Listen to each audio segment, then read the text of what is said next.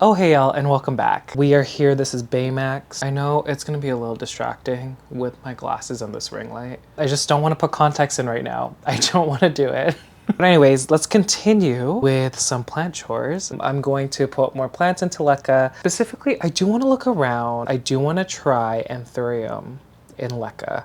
I did that in the beginning of my plant journey. I don't know if y'all remember, but I think I'm gonna have to do it with hardier Anthurium. So I'll take a look at what's going on. I think the first thing I'm gonna do, I'm gonna transfer my Monstera mint, the one that was in a small jar situation of pond, into LECA. The two that I have now, the bigger ones, are in a tree fern mix. And since they're like doing well, I'm not gonna touch them. I'll probably show you what they're doing now just because I need to water them, but we're gonna focus on the small one. Even though it's small, it has the most beautiful minty looking leaf. Do y'all see how beautiful? And do you see how it's different from, like, for example, the cream down here?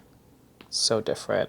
And then the light is blasting it, but there's a lot of streaks of green in it. Thankfully, it's partnered with a fully green leaf with some specks of variegation. In pond, you can see the roots look really good. And I think the biggest part of why it looks good is because it was pushing out an aerial root just over here. And then that root has grown into the pond. Anyways, we're gonna do LECA. We're gonna do LECA. I'm so excited for this plant. Wow. Okay, that's better. I think y'all can see it better, but you can see that this is kind of fully cream. The other leaves have some, ooh, love that. Look at this. Tree fern, again, they're not doing poorly. So until then, I'm gonna keep this one just the way it is. Okay, this one had a mind of its own, but let me show you, this leaf, so beautiful. The leaf prior, the grow light got her good gal. Look at that, still beautiful. And then the two leaves, or the three leaves, sorry, over here. 1, 2, and 3. Clearly there's some sort of healthy root system right over there. And so, like I said, if she's happy, I'm not gonna change anything. I really do want to grow in LECA, but okay, we're gonna take a look. This Argentine princess.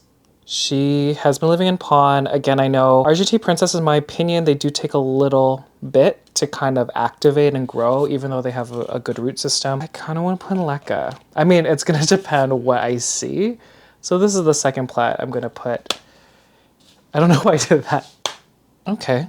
So as always, I have another view here. Closer look. Just stunning. Excited but scared. I think she's definitely outgrown this. I'm trying to be so careful. Like I said before, ooh, yeah, see that big one. I was saying, look, this root went all the way down. It actually went through, and look how healthy. Oh, the pond's dropping right there. You see that big fat root there. I'm gonna try not to touch much of this. Actually, that's perfect. It can sit really nicely. Some perlite, there's some, I mean, not perlite, some LECA.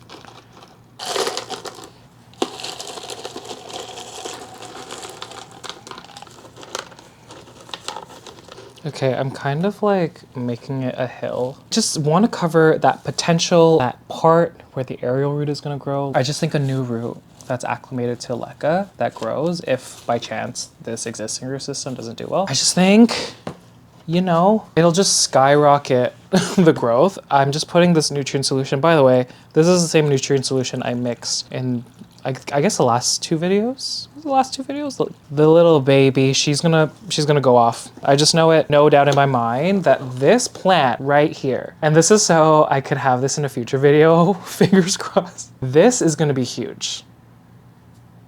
The only thing I can see happening wrong is if it not reverts, but like if it stays fully variegated, like if the leaves continue to be fully variegated, then it won't get big. No green equals less parts of the plant that can actually use the sunlight to make food for it.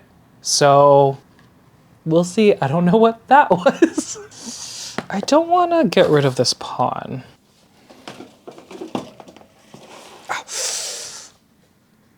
Oh, what was that? Oh my God, ow, ow, ow. Hold on. Ow. Ow, why does my back hurt all of a sudden? Oh my God. This is when you know you're getting old. What is happening? Okay, you know, hugging myself actually feels, it's stretching. Okay, I'm just gonna move slower. I don't know what that was. It still kind of hurts, y'all. Now, Argentine Princess. What a beauty. I don't know if there's roots, but I mean, I think if it's been months, I feel like there has to be roots. Look at that. Yay, yay, yay. All over. So pretty. So I still have my big one. I'm actually debating if I want to keep it. Again, I'm not going to wash or try to take it off the root system. Since it's, you know, pond and LECA, they're very close when it comes to how they work, like wicking water and holding on to water. It's not really necessary to take off all the pieces of pond, at least in my opinion. This is my opinion. So we're gonna keep it in this planter, I think. I'm just gonna empty the pond into this thing. Just some LECA at the bottom, putting the plant in. Ooh, I'm so excited. I'm really excited. Wow. Wow, new beginnings. And in my experience, thicker leafed Hoyas, ones with thicker stems also, they do tend to do better in LECA. And I know that's generalizing, but it's just what I've observed through the years, you know? Again, I'm hitting the water line like a third way up this black pot, like you can see where the water is. Just for the beginning, I think in time I can do a little bit less or the same. You know, Hoyas, they tend to be pretty resilient when it comes to that kind of stuff. Okay, next plant. I'm a little scared because she just started bouncing back. I got this from Jeff. And in my opinion, Luxurians hybrids are pretty hardy. Look at this new leaf. I'm pretty sure, oh my God, am I gonna be wrong? I'm pretty sure this is a Ace of Spades, the dark one, crossed with Luxurians. And look at the veins. I'm in love. This is the new leaf. Oh my God, it's so cute. The previous two, so this leaf was here when I was treating. I'm actually surprised how well it's coped with the oil still kind of sitting on the leaf. And then the one after that, I think actually it's an offset. These two leaves, this one and this one, I'm pretty sure it's an offset from the main plant. And then there's another offset here. Look how cute. Okay, so I'm gonna see what the situation is. These planters, the reservoir is minuscule and there are roots in the reservoir, but it's not crazy. You can see that it's dry. I have to water this like every 4 days because you can't keep a lot in here. Oh my God. Oh, I put big pieces of perlite. That's interesting. See, oh my God, pond. It's so easy to just, wow. Is this too early? Wow. Huge root system. Wow, guys.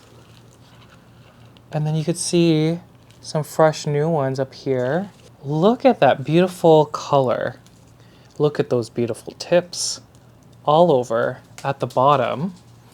Now, I was right, this is an offset. The thing is, the offset over here, it only has this one new root that I pointed out right here, and then one root that it only goes up to here. It's only that big. I know y'all can't see. So, okay, this is the plan. Cut the oldest leaf off, submerge everything. I kind of do want to see if there's any, like, these are so healthy.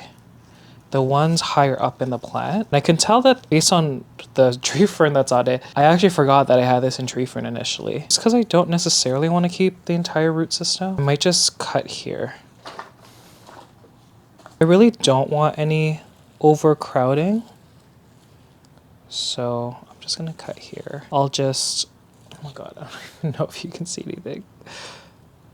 Okay, yes. I'm gonna, yeah, like look at this healthy root system from so many places, multiple branches in the main roots, from the main roots. And like, oh, there's a third one actually. I don't know if I want to separate it. This bottom part with the pup, I might just put it back in pond.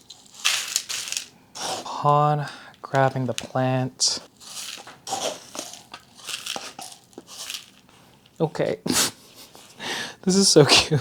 I'm keeping a butt cut just because I really like the characteristics that I'm seeing. I know she's gonna outgrow this planter. I know she is. I just don't have another planter right now.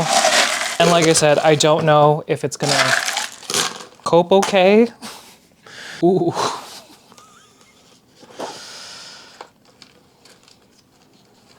I know what they say from this day on. Wow, I'm really trying my very best. Get all the roots in there. Cutting that leaf. I'll be in the next few months on the search for a planter that's slightly bigger than this 6-inch one. And all right, I'm gonna do another anthurium because I forgot that I have a second one here. So this is my dark crystal crossed with zaramichelle. She's looking a little crusty. I think it's my fault. This is the new leaf. It was too dry. But do you see the potential? Like, she is like pretty dark and she does have a lot of reds. I'm pretty sure this is a tree fern mix and like trash, such trash. Okay. I do want to show you the mama right over here. Beautiful. I just love how right over here, it's just red and it's a pretty dark leaf. It's not the darkest, obviously. The one before that, you can really see that dot I'm obsessed with. It's stronger than in other leaves. This is the oldest leaf, but look. So this one's in tree fern also, but seeing that this plant has been thriving in tree fern, it kind of just tells me, this is like so shady, but it kind of just tells me that she could bounce back under stress of the transfer and everything. I am saving the tree fern because, oh my God, I just took this out so easily. Are there any roots at all? I'm mad. You see how it, the tree fern just kind of like forms this mud at the bottom? No, ma'am. Okay, I do want to show y'all the non-existent root system. See, this end is rotten, and then even the ends here. So I'm still gonna put this in LECA. I think it'll be fine. I really do. And we're just keeping our fingers crossed that it'll branch from any of these roots. Okay, yeah, so I'm gonna cut this leaf, keep it with this. And so yeah, little cutie. Yeah, it's a little cutie, guys. I'm really excited for this one. Yay. I'm keeping the water level a little bit higher. You know, you need that perfect in between. In a situation like this, drying out the roots would cause more rot eventually if you would like wet it again and the roots have dried out completely. Too much moisture actually, in my opinion, with anthuriums is actually better. And I'm saying all this specifically if you have it in LECA. This is different if you have your plants in a very dense arid mix, a very dense tree fern mix. If you do keep those substrates wetter, you rob the plant of the air pockets. And so we are keeping a little higher, like I said, a third way up. Here, let me show you. The water line is probably up here just for now. And yeah, she's a little cutie. Something that I do want to point out, let's do an update with the Syngonium chia pens. She's fine. She is fine. However, I do want to point out how important it is to monitor these plants once you've transferred them. So variegated. There's a LECA drop. Y'all been asking for it. Variegated chia pens, and then the bipennifolium variegated over here. Beautiful. They're actually next to each other, so the environments are the same. These planters are the same, but closer inspection, you can see. Actually, I don't know if you can see. This one, oh, is dry compared to this one. And it's important when you're using different setups. I haven't used these planters with LECA. This is another reason why I'm trying to keep the water line higher. Looking at the bipennifolium, yeah, just by like touching it, you can feel that the water level is higher than that one, and the LECA on top is staying moist. Very important. Oh my God, I'm just kicking the LECA down. And then when you look at this one, the line over here, you can see the moisture level is down here, which is nowhere close to touching this pot. And I think it might be because these holes are smaller than like the slits of the pots that I've been using for so long. But yeah, in situations like this, I'm not gonna put a nutrient solution just because there's nutrient solution already. I'm just gonna put plain tap water. It's been a week already, so yeah, there is danger having the LECA dry out more than that. They kind of lose the capability to wake up moisture, and therefore your plants don't get any water or nutrients. So I'm gonna sound like a broken record again. You gotta assess all the time, look at your plants. And so yeah, it's just what I've observed because I have 3 of these planters that are identical right next to each other. This one was the only one that's dry. And there could be other factors too. Potentially the root system in here is utilizing more water, but also it could just be something that I did. Like maybe I didn't fill it as high as the other ones and therefore it dried out. So just keep an eye out on for these things. I do have the mint that I showed you. I'm noticing that there is, you know when an aerial root is about to like push out from like the, I can't with, when it's about to push out from the node or the stem, it's at that point. So again, even though it has good roots, I do want to capitalize on this opportunity the moment it dries out, and this plant actually lives close to a vent, so it does dry out. And I guess we'll do, I am putting Synergy, which is my mycorrhizae. I did flush this plant the last time I watered it, like under the faucet. So I am gonna use my full strength nutrient solution.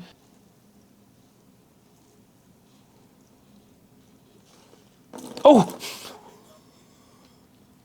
I just totally missed the planter. And while we're here, the 3rd mint, again, it is pushing out. Same thing, an aerial root. Let's cover her. Oh.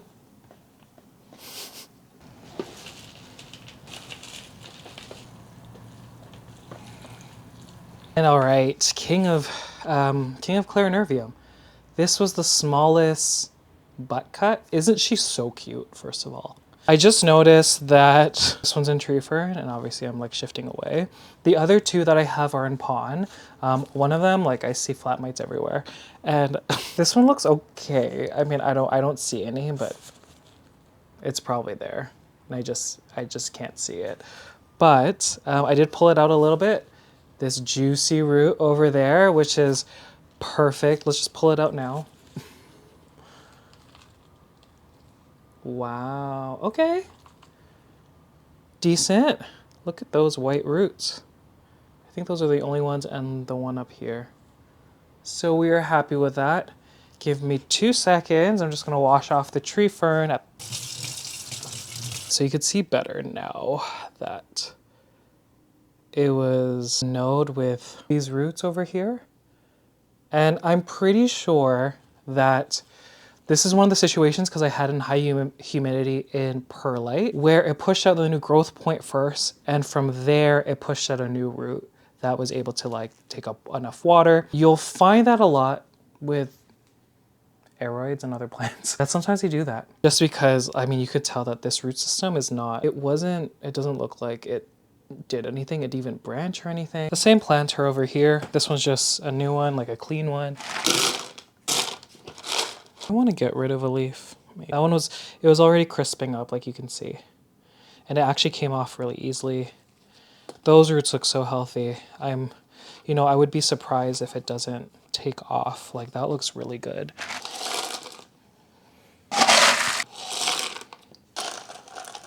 Oh, it's so cute.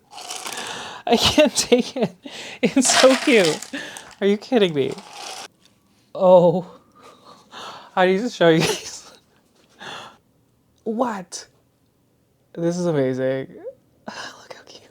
And I'm forgetting everything. Everything that I want to talk about. What do I need to keep in mind? Growing anthuriums in LECA. Based on my experience in the beginning, I grew my Crystal Hope, which is like a Crystallinum type anthurium. I grew that in LECA. She grew really fast. The only thing is that you saw crisping on the edges. Now, I think it's because the roots grew into the reservoir and they were sitting in the water.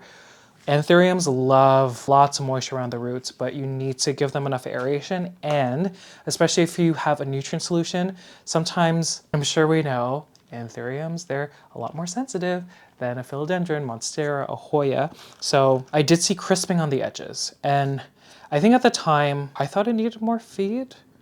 Here's the thing, I did transfer a lot of those plants into pond after, and then they didn't really show that. So I think I would, if the roots are sitting in the reservoir, I think I'm just gonna cut them. If the plant is healthy, you're giving it the right conditions, it has enough aeration above where you cut, then it should branch. I'm just stressing again the importance of submerging the whole stem just so you get multiple root systems just in case something happens. My Anthurium mutinum, I did grow that one in LECA, and I don't think it's ever looked better. And I think for today, that's it. Yeah, I'm gonna be honest, I don't even know what I did. I don't know what I did to my back. Obviously standing and doing things, it's like, it's not gonna help. And I'm going to a concert tonight. Does anyone know Jade? Jade from Little Mix? Y'all, she's the queen. I'm seeing her tonight. Like, I have to leave in 5 hours. So I'm just like worried if I make this video longer and then I have to go out to a concert and just like jump and dance and sing. Oh my God, what happened? Anyways, in summary, I'm really excited to see how these anthuriums grow. So we got King of Clarinervium, we have Dark Crystal crossed with Luxurians. Just the two? Was it just the two? Oh, and the Dark Crystal zaramichelle. Thanks for, you know, coming back and watching this journey. I'm enjoying this a lot. And I'm very excited for the future of my plant collection. I'm really excited. Okay, I will see y'all in the next one.